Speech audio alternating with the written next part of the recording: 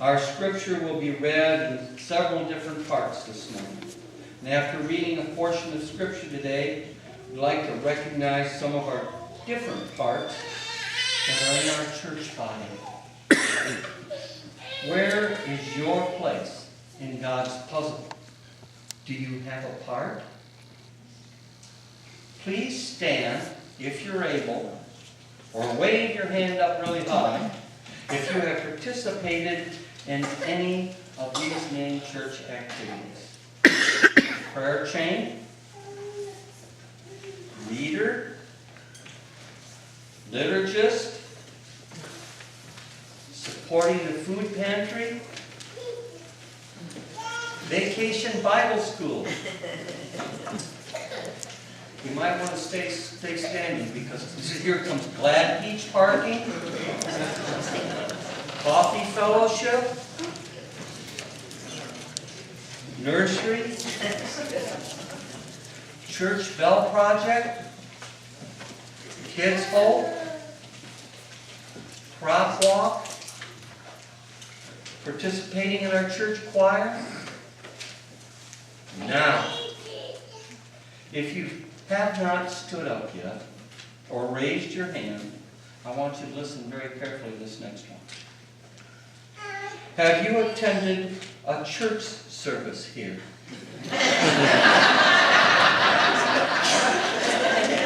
I guess you have because you're here. That should mean that everyone has stood or raised their hand. Our point is, all are part of the Church of Christ. Your praise and your presence really do make a difference in this church. Please remember that every single part is important. You are important.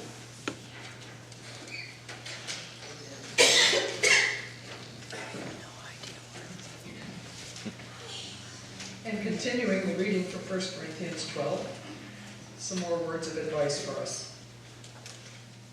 But I also want you to think about how this keeps your significance from getting blown up into self-importance.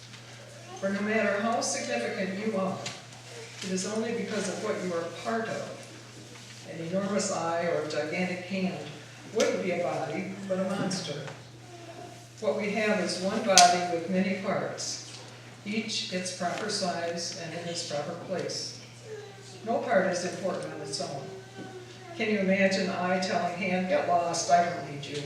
Or head telling foot, you're fired, your job has been phased out. As a matter of fact, in practice, it works the other way. The lower the part, the more basic and therefore necessary. You can live without an eye, for instance, but not without a stomach. When it's part of your own body you are concerned with, it makes no difference whether the part is visible or clothed, higher or lower. You give it dignity and honor just as it is, without comparisons.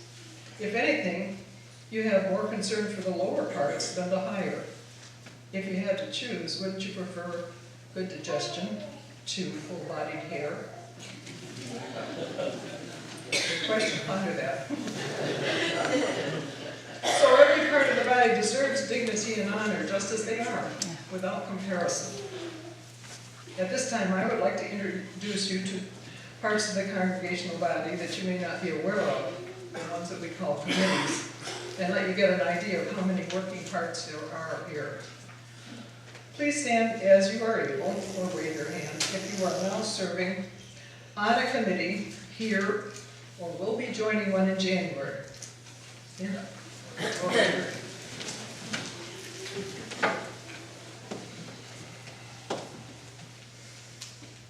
Take a few seconds just to look around at these pieces of God's puzzle. And then you can be seated. Thank you. I'm going to introduce to you the chairs of the committees or the directors so that if you haven't had a chance to see who they are, you will get an idea. First of all, the Committee on Lay Leadership is chaired by the pastor. By the way, the pastor is the head on the body. Did you know that? The pastor and the lay leadership committee co-chaired by, well, it's a three-way chair actually. Our two lay leaders are Pam Walker and Diane Ho, who is teaching Sunday school, and the pastor. And this committee has just finished the work of finding people to serve next year. And thankfully that list is very full. There are very few openings right now. Judy White, where are you, Judy? Right there, is the chair of the worship committee, and she's going to tell you a few words about worship, which is what we're doing right now. Come on, come on, Judy. You don't have to come up, but if you choose to, you can.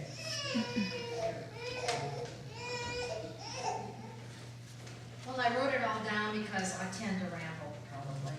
I'm Judy White, and I am the worship chairperson.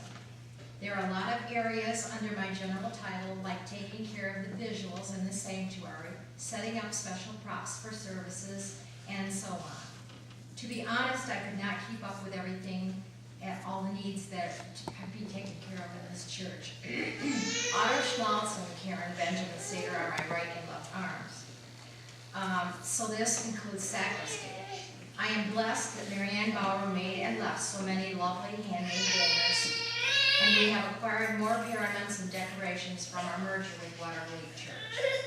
Planning is a group effort designed to make your church an experience meaningful every week. Included in this group are Pastor Ron, Sally Williams, Carolyn Carter, Pam Walker, Linda Stibal, Diane Hogue, Donna Curtis, and Doug Craig.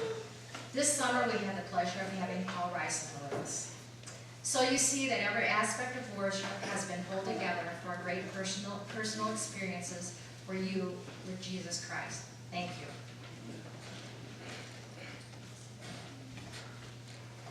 The Planning and Visioning Committee, Jackie's running the screen this morning, was chaired by Jackie Hammond, and that's one of the committee's appointments that's open for the coming year. But a part of that committee was Dwayne Carter. You know who Dwayne is. He's the head of the Bell project right now, so that's been another important committee. The Nurturing Committee is Gail Kelbs and Elise Boyd, and Elise is here to tell you a couple words. Hi, I'm sure you've all benefited if you've had family or you yourselves have been ill with the meals that Gail arranges through the church. And we have an active card ministry. As I've been less able to carry out things this past year, Mickey Wilming has done a lot. We have more people taking part, Nora Spirit and Marge Yetzke especially. And if anyone has anything else they would need us to do, please give a message, call us. I'm always available by phone. I might not be available on my feet. So. Thank you. Missions Committee is Barbara Ramsey Smith, and you may well be aware of them. They're pretty visible. Barb? What I see the role of the Missions Committee is to lift up those in need, both in the community and around the world. This gives all of us an opportunity to respond to those needs in many different ways, through the use of our resources, our time, by praying, and by giving of our gifts and our talents. Also, I see the role of the Mission Committee as witnessing for justice throughout the world and allowing others to do that as well. So I believe that if I were to say to everyone in the congregation to stand, if you've been in some way involved in the Missions Committee through one of those ways in prayer and giving of your gifts, that again, every single person here has really been a part of that in some way or another. Thank you. And the Memorial Committee is chaired by Karen Benjamin Siegfried. Yes. We respectfully keep record of memorials and honor rooms for our members. The projects that we have done in the last couple of years, we have purchased a portable mic system, a lawn tractor, donations to the food pantry, Kids Hope Camp Scholarship. Of course, we've worked on the Bell Project. Most recently, we have purchased 2 new candle lighters for the acolytes, and the other project that we would like to work in the future for, it would be new furniture for the parlor. Thank you. The hospitality committee, you may not be aware of, but they're active a lot. Helen is not here today, Helen Malloy is chair of that committee, but they coordinate the meals and refreshments for various events, and Helen is hostess for weddings. We need a person on hand here at weddings to help with wedding parties and so forth, so that's an important committee also. Communications and media is Pam Walker and Al Stampley and Kathy Van Lindy. Do you want to say something about that, Pam? Al co-chairs that committee with me. We build a website and maintain it, and then the rest of the committee, and I don't see anybody here that's part of the rest of the committee, helps with Facebook and with getting the all those pictures out there. And there's a couple honorary committee members that just send us pictures, and that's those people are responsible for putting all those wonderful pictures out on Facebook and on the website. And of course, the Bell Project contributed a whole lot of pictures, courtesy of Rod and a few of Marge's. Also, Kathy Van Linte is in charge of all our communication as far as the radio and newspaper whenever we have events or changes in our lineup of events. And we appreciate that she's been very on top of that this year. We are very appreciative of Pam's help in the electronic media and all of these programming things that have to happen in order for things to be on the screen and things to be published on the internet. The chair of education is upstairs educating this morning. Diane Hogue is the chair of education, and that involves, and faith development, and that involves a lot of different things: Bible school, youth groups, adult study groups, all kinds of study settings and opportunities. Most of you know about our Kids Hope program. Jim Hogue is director of that, and Jim's here somewhere. He's way back there, yeah. We felt that the Kids Hope and the food pantry are well enough known that they didn't have to speak to you about it, but if you want to know more, ask somebody, because we can tell you. Food pantry director is Carol Sturman, she's over here. Trustees committee, Clarence Schroeder. He will be co-leading, co-chairing that with Glenn Lefany in the coming year. Right. We're responsible for the buildings and grounds, and maintenance and development of our buildings and grounds. Maintaining it as far as insurances, making sure that we're up to code and that all the proper, like the elevators and boilers are inspected and so on. There are 8 of us, men and women, and many of you have been involved in the trustee work at one time or another in some form. And that's pretty much it. Thanks. Committee of many tasks and surprises. The Staff Parish Relations Committee may not be so aware of. Darrell Day is currently the chair of that, and Joe Brookshire is the incoming chair, and they're both going to say a little bit. So Darrell, why don't you start? The SPRC committee is probably best described as the personnel committee in the church. And as you know, our pastor is appointed by the bishop. He's managed by the district superintendent, and we try to oversee the local activities. We have 9 paid staff members. They're excellent people. We're really blessed to have them. We spend the biggest part of the church budget. And we work on personnel issues, job descriptions, policy, practices, that type of thing. And each SPRC committee member is a liaison person to a paid staff member, so that if a paid staff member has an issue or concern or something, they can go to their liaisons and bring it back to the committee. Thank you. And I think to add to that is that we are kind of the congregation's voice. It's kind of up to us to have our ears out and be listening to what the needs are of the congregation and the wants of the congregation, and to kind of pursue that. One of the things that we're working on at the moment is an evaluation for the pastor, and I had a couple slides up there, I believe, that show some of that. It's not as elaborate as what we've gotten from our district superintendent, but each of the points are there. There are 5 points that we're looking at on how to evaluate our pastor for the last year. So each of those points are there, and they're also part of the question is kind of what we will be focusing on as we give our responses. We would like for the congregation to be a part of this, and so we're working on getting these 5 points on the website and as well in the bulletins on Sunday morning and maybe the November newsletter, so that you have a chance to look at these, reflect upon them, and share your responses on how you would evaluate Pastor Ron for the last year since he's been here. So that's one of the things that we're working on that we would like your input on. And so in next Sunday's bulletin, these will be in there. You could take one with you after the service.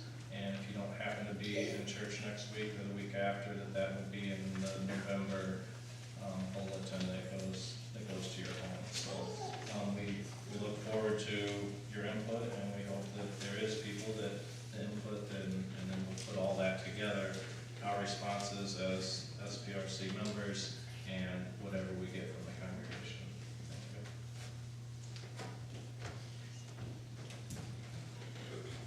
Thank you. And the finance committee is now chaired by Mel Stibal. The incoming chair is Dave Gearhart for the coming year. The finance committee, along with our treasurer, your treasurer, Dolores, reviews our offerings, our income, and our expenses, reports to the ad council on a regular basis so that they have some idea where we are. I work on putting together our annual budget, and along with the finance committee, head up the stewardship campaign, which will all be seen shortly.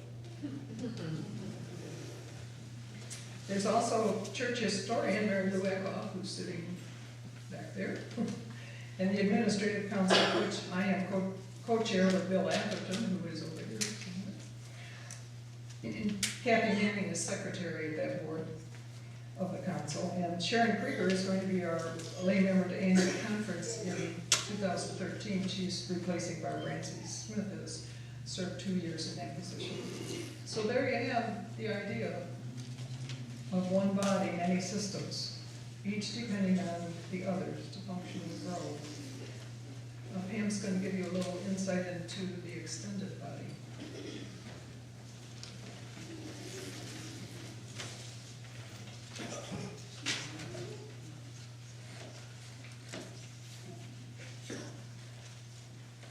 Can you bring up that scripture 25 through 27, I think it is?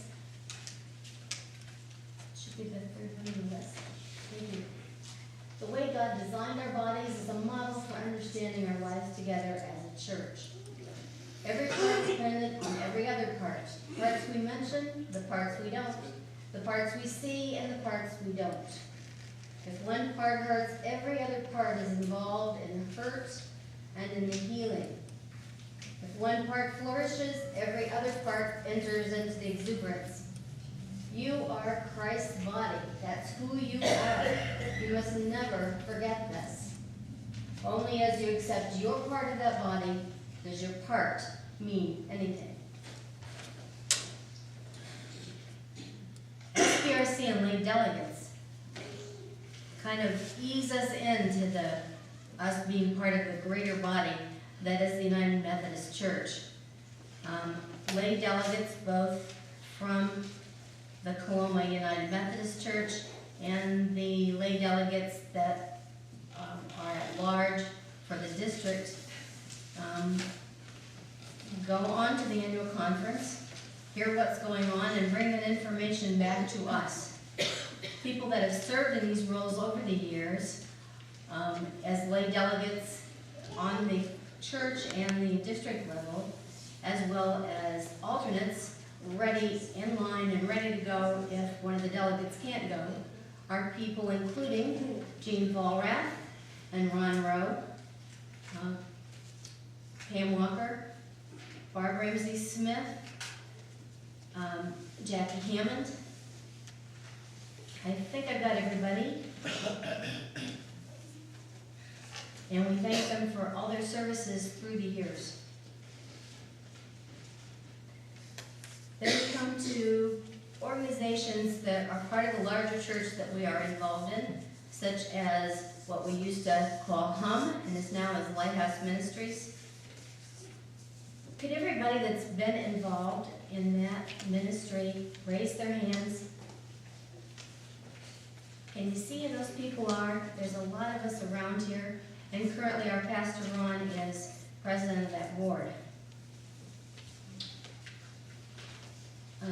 There's also a district lay speaking board that Dave Gearhart and I have served on, and Dave Gearhart and I have taught classes on the lay speaking board to try to educate people who want to become lay speakers or want to improve their speaking skills. There are also committees on the conference level. Those are really fun to get involved in. I was privileged to be on the Congregational Transformation Committee for about 6 years, and got to meet with people all over the conference to talk about how that transformation process we went through, how it worked and how it didn't. And I see that they have paid attention to what we said, because they've made some changes, and this new initiative, the Vital Church Initiative, that came out of the talks that we had in that committee. Currently, people from this church are involved in the Vital Church Initiative, which is the latest Revitalize Your Church move. And there are 3 of us involved with that, Pastor Ron, Rod Krieger, and myself. And we are looking for other people that would want to contribute to that. It involves a meeting a month for at least 9 months, and the process will go on for almost 2 years. We met yesterday, and all 3 of us were encouraged by what we heard and what we were able to say and bring back with that. And look for something on the website and on Facebook and in the communicator and the newsletter in the coming weeks.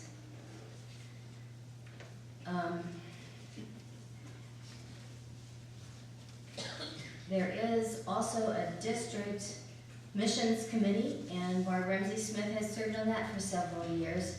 And I'm sure if you talk to her, she would tell you how valuable that has been for her, to sit down with other people that are involved with missions and find out what's going on out there and how to get the materials that we all can review back here at church.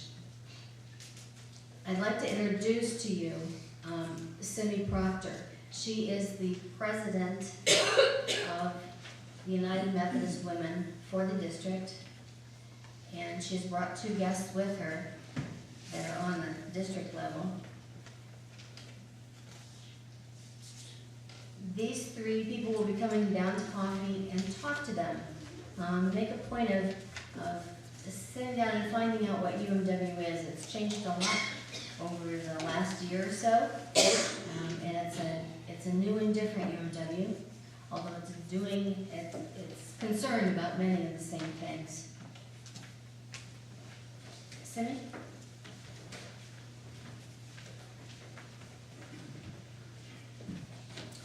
I am Simmie Procter, and I am the Kalamazoo District President. And thank you so much for allowing me to share in your Laity Sunday. United Methodist Women is a lay organization. It is made up of lay women that focus on women, children, and youth. It started with 6 women, and from there we have over 800,000 women that is involved in. You do not have to be a United Methodist to be a part of United Methodist Women. You just have to love God, want to do mission work, and just be a part of a group of women that our purpose is to serve God and reach the women and children out there that have no voice. We are the voice for the women. I am a third generation United Methodist women. When I grew up, it wasn't United Methodist Women, it was WSCF. That's when my mother and my grandmother would have these meetings, and the women would come over, and my mother would make these beautiful desserts. We were not allowed to touch them until it was all over. But I have fond memories of United Methodist Women. We are a nurturing group, and for me, it means a lot. I have, the last 3 years, struggled with a lot of things. I lost 2 siblings back to back. I had shoulder surgery, I had back surgery, and the United Methodist Women were there for me on all levels. I've served on the conference team as the membership nurturing outreach person. I served on the conference team as nomination chair and a member of the nominating committee. I have been the district president for, this is my 3rd year. They have nurtured me through all of my illness, my deaths. My husband was so amazed, he would go to the mailbox and come back with all these letters and cards. He used to do everybody in West Michigan. But it was a joy. So I come to say to you that talk to us about what it means to be a United Methodist Women. I know that you don't have one in this church right now, but it's a rewarding group. It's a group that I think that the church will benefit from it. You're already mission-minded. You have so many mission projects. It is a wonderful thing to be a part of.